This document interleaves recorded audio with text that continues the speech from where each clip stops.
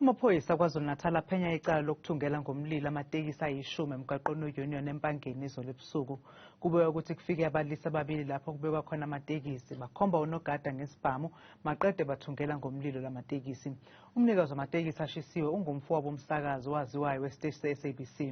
Lamatekisi ahambela emzileni osuka Empangeni uye enqoleni, eNdlangubo, eBukhanana, eMagcekane kanye nasemkhandlwini. Ayaziwa ke impangela yokuthungelwa kwalamatekisi. It is reported that two unknown suspects armed with firearms overpowered a security guard who was guarding the premises where the taxis were parked. The suspects allegedly burned 10 taxis into ashes and robbed the security guard of a firearm magazine with 15 rounds of ammunition.